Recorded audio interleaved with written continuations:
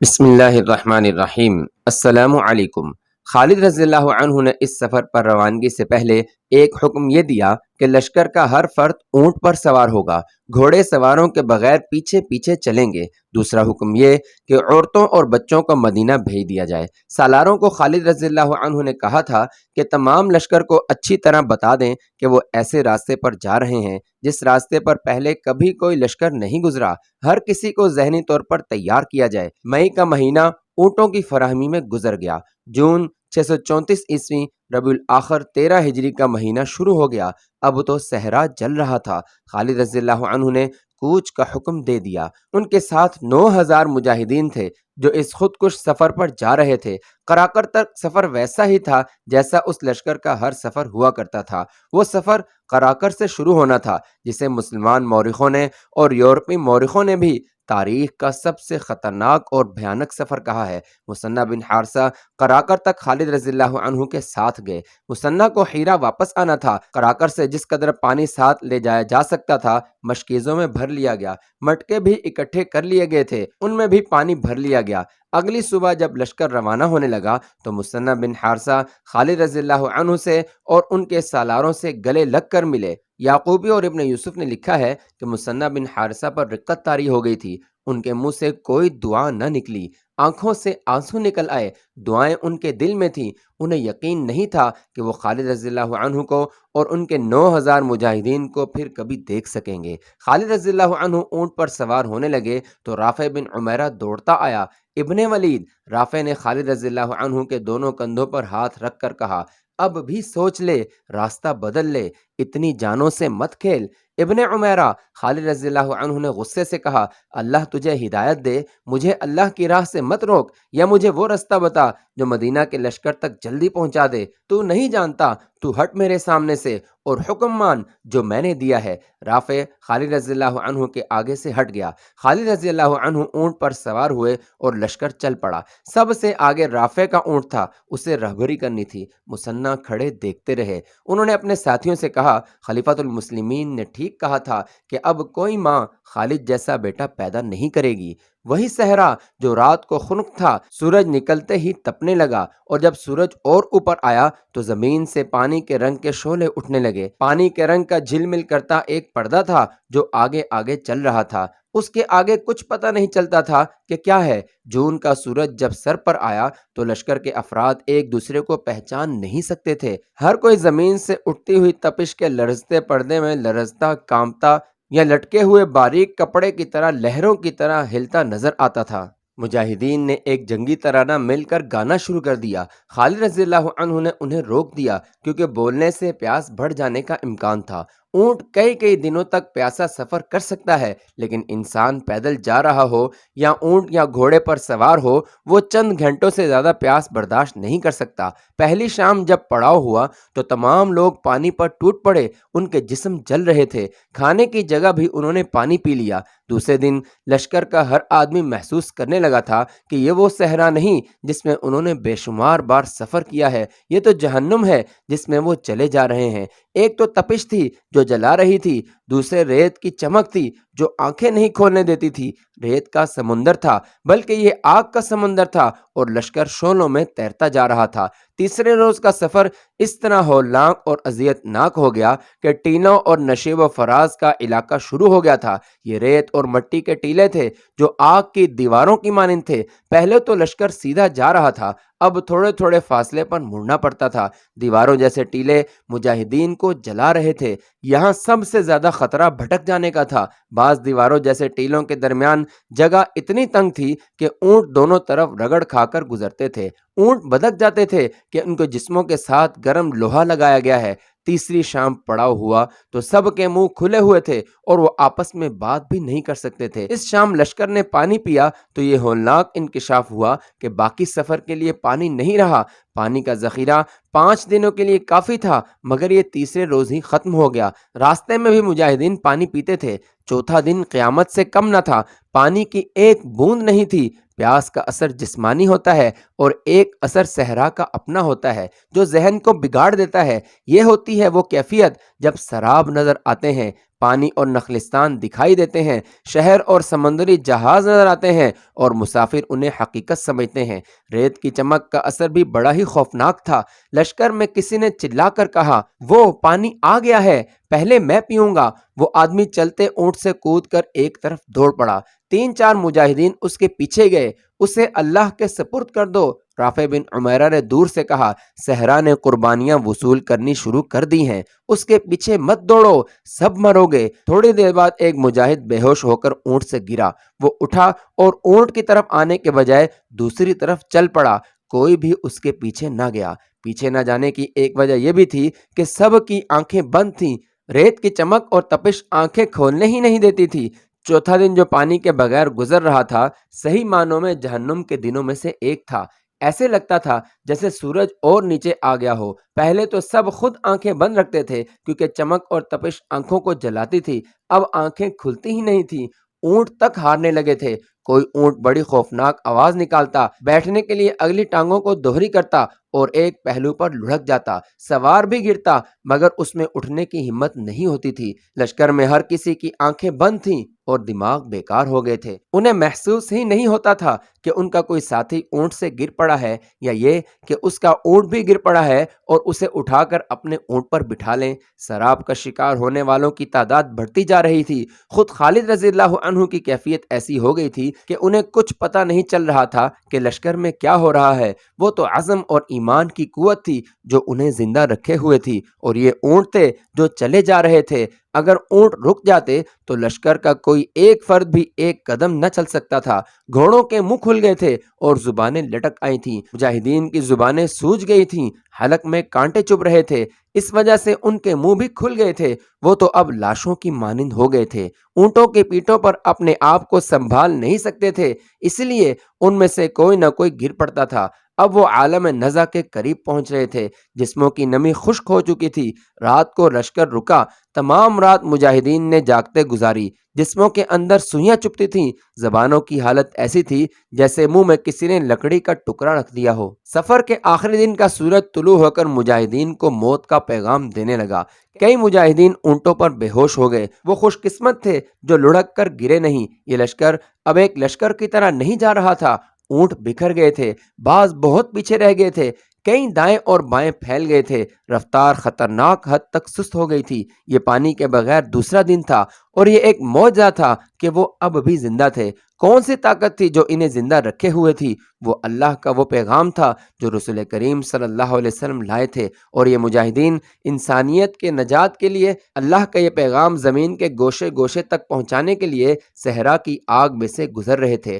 اللہ نے انہیں بڑی ہی اذیت ناک آزمائش میں ڈال دیا تھا اور اسی کی ذات انہیں زندہ رکھے ہوئے تھی۔ غروب آفتاب سے بہت پہلے خالد رضی اللہ عنہ اپنے اونٹ کو رافع بن عمیرہ کے اونٹ کے قریب لے گئے۔ ابن عمیرہ، خالد رضی اللہ عنہ نے بڑی مشکل سے الفاظ زبان سے نکالے، کیا اب ہمیں اس چشمے پر نہیں ہونا چاہیے تھا جس کا تو نے ذکر کیا تھا؟ سوا ایک ہی منزل دور رہ گیا ہوگا۔ اللہ تجھے سلامت رکھے ولید کے بیٹے، رافع بن عمیرہ نے کہا، میں آشوب چشم کا مریض تھا، اس صحرا نے میری آنکھوں کا نور ختم کر دیا ہے، میں اب کیسے دیکھوں؟ کیا تو اندھا ہو گیا ہے؟ خالد رضی اللہ عنہ نے گھبرائی ہوئی آواز میں پوچھا، جو تو دیکھ سکتا ہے وہ ہم میں سے کوئی بھی نہیں دیکھ سکتا، کیا ہم بھٹک گئے ہیں؟ مورخ واقدی اور طبری نے لکھا ہے کہ رافع بن عمیرہ کی بینائی ختم ہو گئی تھی، اس نے ذہن میں کچھ حساب رکھا ہوا تھا۔ ان دونوں مورخوں نے اس کے صحیح الفاظ اپنی تحریروں میں نقل کیے ہیں۔ ابن ولید، رافع نے کہا، لشکر یہیں روک لیں، اپنے کچھ آدمیوں کو آگے بھیج، انہیں کہہ کہ 2 عورت کے پستانوں کی شکل کے 2 ٹیلوں کو تلاش کریں۔ خالد رضی اللہ عنہ نے کچھ آدمیوں کو آگے بھیج دیا۔ یہ آدمی جلد ہی واپس آ گئے اور انہوں نے بتایا کہ وہ 2 ٹیلے دیکھ آئے ہیں۔ رافع نے خالد رضی اللہ عنہ سے کہا کہ اللہ کے کرم سے وہ صحیح راستے پر جا رہے ہیں، لشکر کو آگے لے چلو۔ ابن ولید، رافع بن عمیرہ نے کہا، اب اپنے آدمیوں سے کہہ کہ ایک درخت کو ڈھونڈیں جس پر کانٹے ہی کانٹے ہوں گے، اور وہ کوئی اونچا درخت نہیں ہوگا، وہ دور سے اس طرح نظر آئے گا جیسے کوئی آدمی بیٹھا ہو، یہ درخت ان ٹیلوں کے درمیان ہوگا۔ آدمی گھوم پھر کر واپس آ گئے اور انہوں نے یہ جان کا خبر سنائی کہ انہیں ٹیلوں کے درمیان اور ارد گرد بلکہ دور دور تک کوئی ایسا درخت نظر نہیں آیا۔ رافع بن عمیرہ نے کہا، سمجھ لو ہم سب مر گئے۔ اس نے کچھ سوچ کر اور قدرے جھنجھلا کر کہا، ایک بار پھر جاؤ، درخت مل جائے گا، ریت کے اندر ڈھونڈو، آدمی پھر گئے، برچھیاں اور تلواریں ریت پر مار مار کر مطلوبہ درخت کھوجنے لگے۔ ایک جگہ انہیں ریت کی ڈھیری نظر آئی، ریت ہٹائی تو وہاں ایک درخت کا ٹنڈ منڈ سا تنا ظاہر ہوا، یہ خاردار تھا۔ اکھاڑ دو اس درخت کو، رافع نے کہا، اور اس جگہ سے زمین کھودو۔ زمین اتنی زیادہ نہیں کھودی گئی تھی، لیکن پانی امٹ پڑا اور ندی کی طرح بہنے لگا۔ اس گھڑے کو کھود کھود کر کھلا کرتے چلے گئے، حتیٰ کہ یہ ایک وسیع تالاب بن گیا۔ لشکر کے مجاہدین اس پانی پر ٹوٹ پڑے۔ واقعی لکھتا ہے کہ یہ پانی اتنا زیادہ تھا کہ اتنے بڑے لشکر نے پیا، پھر اونٹوں اور گھوڑوں نے پیا، تب بھی یہ امٹتا رہا۔ مجاہدین نے مشکیزیں بھر لیے، تب انہیں خیال آیا کہ معلوم نہیں ان کے کتنے ساتھی پیچھے رہ گئے ہیں۔ اونٹ بھی تر و تازہ ہو چکے تھے اور انسان بھی۔ اپنے ساتھیوں کا خیال آتے ہی کئی مجاہدین اونٹوں پر سوار ہوئے اور واپس چلے گئے۔ وہ منظر بڑا ہولناک تھا، جگہ جگہ کوئی نہ کوئی مجاہد اور کوئی اونٹ یا گھوڑا ریت پر بے ہوش پڑا جل رہا تھا۔ مجاہدین نے ان کے منہ میں پانی ڈالا اور انہیں اپنے ساتھ لے آئے۔ بعض مجاہدین شہید ہو چکے تھے، انہیں ان کے ساتھیوں نے وہیں دفن کر دیا۔ ابن عمیرہ خالد رضی اللہ عنہ نے رافع بن عمیرہ کو گلے لگا کر کہا، اللہ نے ہمیں بچا لیا ہے۔ رافع کہنے لگا، میں اس چشمے پر صرف ایک بار آیا تھا اور یہ 30 سال پہلے کا واقعہ ہے۔ میں اس وقت کم سن لڑکا تھا اور میرا باپ مجھے اپنے ساتھ لایا تھا۔ اس چشمے کو اب ریت نے چھپا لیا تھا، لیکن مجھے یقین تھا کہ یہاں چشمہ موجود ہے۔ یہ اللہ کا خاص کرم ہے کہ چشمہ موجود تھا۔ ان مجاہدین کی مہم اس سفر پر ختم نہیں ہو گئی تھی، یہ تو آزمائش کی پہلی کڑی تھی جس میں سے وہ گزر آئے تھے۔ ان کا اصل امتحان ابھی باقی تھا۔ شام کی سرحد تک پہنچنے کے لیے ابھی 2 منزلیں باقی تھیں، لیکن وہ کٹھن نہیں تھیں۔ اصلی مشکل یہ تھی کہ رومی ان کے مقابلے کے لیے اور انہیں شام کی سرحدوں سے دور ہی ختم کرنے کے لیے اتنی زیادہ فوج اکٹھی کر رہے تھے جس کے مقابلے میں مسلمانوں کی نفری کوئی حیثیت ہی نہیں رکھتی تھی۔ اسلامی فوج کی نفری تو پہلے ہی کم تھی اور خالد رضی اللہ عنہ 9000 نفری کی جو کمک لے کر گئے تھے اس کے ہر فرد کو بالکل خشک اور ناقابل برداشت حد سے بھی زیادہ گرم صحرا نے 5 دنوں میں چوس لیا تھا۔ ان کے جسموں میں دم خم ختم ہو چکا تھا۔ ان میں سے کچھ تو شہید ہو گئے تھے اور کچھ ایسے تھے جن پر صحرا نے بہت برا اثر کیا تھا، وہ 8-10 دنوں کے لیے بیکار ہو گئے تھے۔ باقی نفری کو بھی 2-3 دن آرام کی ضرورت تھی، لیکن احوال و قوائف ایسے تھے کہ انہیں آرام کی مہلت نہیں مل سکتی تھی۔ دشمن بیدار اور تیار تھا اور یہ بڑا ہی طاقتور دشمن تھا۔ اس وقت کے ملک شام پر رومی حکمران تھے اور ان کی فوج اس دور کی مشہور طاقتور اور مضبوط فوج تھی۔ اس دور میں 2 ہی شاہی فوجیں مشہور تھیں، ایک فارس کی فوج اور دوسری رومیوں کی۔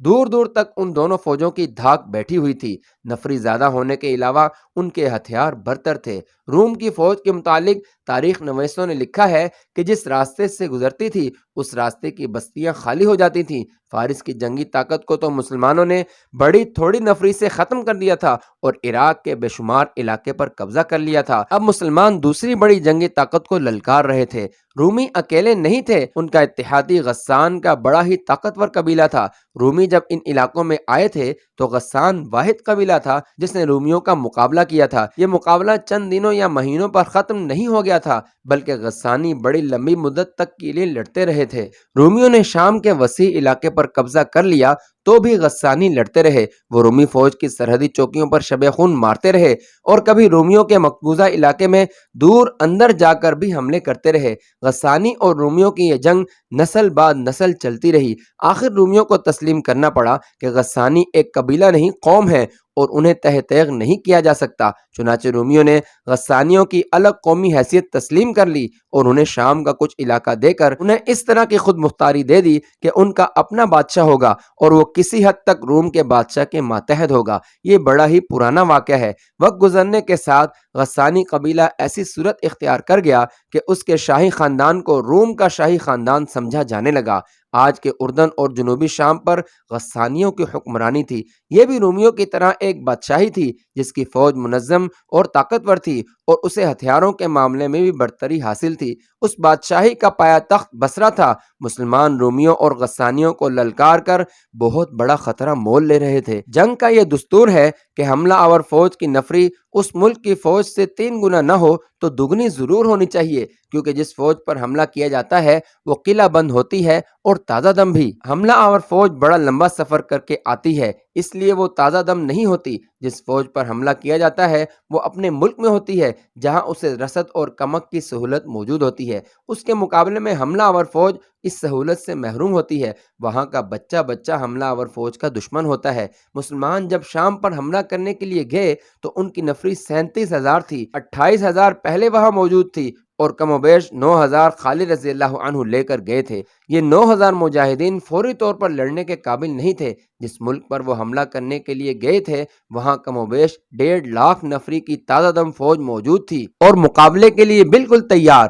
5 دنوں کے بھیانک سفر کے بعد جب مجاہدین نے چشمے سے پانی پی لیا، کھانا بھی کھا لیا، تو ان پر غنودگی کا طاری ہونا قدرتی عمل تھا۔ انہیں توقع تھی کہ انہیں کچھ دیر آرام کی مہلت ملے گی۔ آرام ان کا حق بھی تھا، لیکن اپنے سالار اعلیٰ خالد رضی اللہ عنہ کو دیکھا۔ خالد اب اونٹ کے بجائے اپنے گھوڑے پر سوار تھے۔ اس کا مطلب یہ تھا کہ ایک لمحے کا بھی آرام نہیں ملے گا۔ مورخ واقدی نے لکھا ہے کہ خالد رضی اللہ عنہ نے ہلکی سی زرہ پہن رکھی تھی۔ انہوں نے یہ زرہ اس چشمے پر آ کر پہنی تھی۔ زرہ مسیلمہ کذاب کی تھی۔ خالد رضی اللہ عنہ نے جب اسے شکست دی تھی تو اس کی زرہ اتروا کر اپنے پاس رکھ لی تھی۔ یہ ارتداد پر فتح حاصل کرنے کی یادگار تھی۔ اس فتح کی ایک نشانی اور بھی خالد رضی اللہ عنہ کے پاس تھی۔ یہ تلوار تھی۔ یہ بھی مسیلمہ کذاب کی ہی تھی۔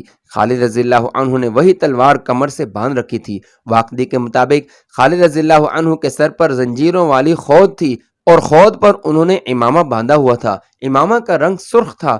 خود کے نیچے انہوں نے جو ٹوپی پہن رکھی تھی وہ بھی سرخ رنگ کی تھی۔ خالد رضی اللہ عنہ کے ہاتھ میں سیاہ اور سفید رنگ کا پرچم تھا، جو صرف اس لیے مقدس نہیں تھا کہ یہ قومی پرچم تھا، بلکہ اس لیے کہ یہ پرچم ہر لڑائی میں رسول کریم صلی اللہ علیہ وسلم اپنے ساتھ رکھتے تھے۔ اور جب آپ صلی اللہ علیہ وسلم نے خالد رضی اللہ عنہ کو سیف اللہ یعنی اللہ کا تلوار کا لقب عطا فرمایا تو اس کے ساتھ انہیں یہ پرچم بھی دیا تھا۔ اس پرچم کا نام عقاب تھا۔ 9,000 مجاہدین میں جہاں صحابہ کرام بھی تھے وہاں خالد رضی اللہ عنہ کے اپنے فرزند عبد الرحمن بھی تھے جن کی عمر 18 سال تھی، اور ان میں خلیفۃ المسلمین ابوبکر رضی اللہ عنہ کے نوجوان فرزند بھی تھے، ان کا نام بھی عبد الرحمن ہی تھا۔ مجاہدین کھا پی کر ادھر ادھر بیٹھ گئے۔ انہوں نے اپنے سالار اعلیٰ کو گھوڑے پر سوار اپنے درمیان گھومتے پھرتے دیکھا تو سب اٹھ کھڑے ہوئے۔ خالد رضی اللہ عنہ نے زبان سے کچھ بھی نہ کہا، وہ ہر ایک کی طرف دیکھتے اور مسکراتے تھے۔ ان کی خود اور زرہ دیکھ کر اور ان کے ہاتھ میں رسول اللہ صلی اللہ علیہ وسلم کا پرچم دیکھ کر مجاہدین سمجھ گئے کہ ان کے سالار اعلیٰ چلنے کو تیار ہیں۔ تمام مجاہدین کسی حکم کے بغیر اٹھ کھڑے ہوئے اور اپنے اونٹوں کے بجائے گھوڑوں پر سوار ہو گئے۔ وہ جان گئے کہ اللہ کی شمشیر تھوڑی دیر کے لیے بھی نیام میں نہیں جائے گی۔ خالد رضی اللہ عنہ کی جان فزا مسکراہٹ نے پورے لشکر کی تھکن دور کر دی۔ لشکر چلنے کے لیے تیار ہو گیا۔ ولید کے بیٹے یہ دیکھ، ایک آدمی پرجوش لہجے میں کہتا اور دوڑتا آ رہا تھا، یہ دیکھ ولید کے بیٹے، اللہ نے میری بینائی مجھے لوٹا دی ہے، میں دیکھ سکتا ہوں، میں تجھے دیکھ رہا ہوں۔ بے شک اللہ ایمان والوں پر کرم کرتا ہے۔ کسی نے بلند آواز سے کہا، اللہ رحیم و کریم ہے۔ کسی اور نے نعرہ لگایا۔ یہ تھا رافع بن عمیرہ جس نے اس لشکر کی رہنمائی اس خطرناک صحرا میں کی تھی۔ وہ آشوب چشم کا مریض تھا۔ ریت کی چمک اور تپش سے اس کی بینائی ختم ہو گئی تھی، لیکن جسم میں چشمے کا پانی گیا اور آنکھوں میں پانی کے چھینٹے پڑے تو رافع کی بینائی واپس آ گئی۔ خالد رضی اللہ عنہ کو اس کی بہت زیادہ خوشی ہوئی، جس کی ایک وجہ یہ تھی کہ ان کے لشکر کا رہنما اور میدان جنگ کا شہسوار ہمیشہ کے لیے اندھا نہیں ہو گیا تھا، اور دوسری وجہ یہ تھی کہ رافع بن عمیرہ خالد رضی اللہ عنہ کا داماد تھا۔ مجاہدین بغیر آرام کیے اپنی اگلی منزل کو جا رہے تھے۔ اب ان کا سفر سہل تھا، لیکن اس دشمن پر فتح سہل نظر نہیں آتی تھی جن سے وہ لڑنے جا رہے تھے۔ وہ دشمن بہت طاقتور تھا، اس کے وہاں قلعے تھے، وہ اس کی زمین اور اس کا ملک تھا۔ مسلمان کھلے میدان میں تھے اور اپنے مستقر سے سینکڑوں میل دور تھے۔ انہیں اپنے لیے اور اپنے جانوروں کے لیے خوراک کا خود ہی انتظام کرنا تھا، اور ان کے لیے یہ بہت بڑا مسئلہ تھا۔ خالد رضی اللہ عنہ جب اپنے لشکر کے ساتھ شام کی سرحد کی طرف بڑھ رہے تھے، اس وقت غسانی بادشاہ جبلہ بن الاحم اپنے عمراء اور سالاروں کو حکم دے چکا تھا کہ مسلمانوں کی فوج سرحدوں پر آ گئی ہے اور اسے سرحدوں پر ہی ختم کر دینا ہے۔ اس وقت خالد بن سعید کو رومی فوج شکست دے چکی تھی اور مدینہ کا 28,000 مجاہدین کا لشکر 4 حصوں میں شام کی سرحد پر پہنچ چکا تھا۔ ہم نے رومیوں کو شکستیں دی ہیں، غسانی بادشاہ جبلہ نے اپنے عمراء اور سالاروں سے کہا تھا۔ رومیوں سے بڑھ کر جابر اور جنگجو کون ہو سکتا ہے؟ ہم نے اس زبردست فوج کو گھٹنوں بٹھا کر اس سے یہ علاقہ لے لیا تھا جس پر آج ہماری حکمرانی ہے۔ تمہارے سامنے مسلمانوں کی کوئی حیثیت ہی نہیں۔ یہ مت سوچو کہ مسلمانوں نے فارسیوں کو شکست دی ہے اور انہیں اٹھنے کے قابل نہیں چھوڑا۔ فارسی بزدل تھے۔ اپنے آباء و اجداد کی شجاعت کو یاد کرو۔ اگر تم نے اپنے اوپر مسلمانوں کا خوف طاری کر لیا تو رومی ہی جو آج ہمارے بھائی بنے ہوئے ہیں تم پر چڑھ دوڑیں گے، پھر تم دو دشمنوں کے درمیان پس جاؤ گے۔ مسلمانوں کی تعداد بہت تھوڑی ہے، وہ زیادہ دن تمہارے سامنے نہیں ٹھہر سکیں گے۔ شہنشاہ غسان ایک معمر سالار نے کہا، ان کی تعداد تھوڑی ہے تو کیا وجہ ہے کہ فارس کے تمام نامور سالار ان کے ہاتھوں مارے گئے ہیں؟ یہ کہنا ٹھیک نہیں کہ فارسی بزدل تھے۔ کیا ہم اپنے آپ کو دھوکہ نہیں دے رہے؟ کیا مسلمانوں نے فراز کے میدان میں رومیوں اور فارسیوں کی متحدہ فوج کو شرمناک شکست نہیں دی؟ ضرور دی ہے۔ جبلہ بن اہم نے کہا، میں تمہاری بات کر رہا ہوں۔ اگر تم نے مسلمانوں کو اپنی تلواروں کے نیچے رکھ لیا تو رومیوں اور فارسیوں پر تمہاری بہادری کی دہشت بیٹھ جائے گی، اور تم جانتے ہو کہ اس کا تمہیں کیا فائدہ پہنچے گا۔ میرا حکم یہ ہے کہ سرحد کی ہر ایک بستی میں یہ پیغام پہنچا دو کہ مسلمانوں کا لشکر یا ان کا کوئی دستہ کسی طرف سے گزرے اس پر حملہ کر دو اور اسے زیادہ سے زیادہ نقصان پہنچانے کی کوشش کرو۔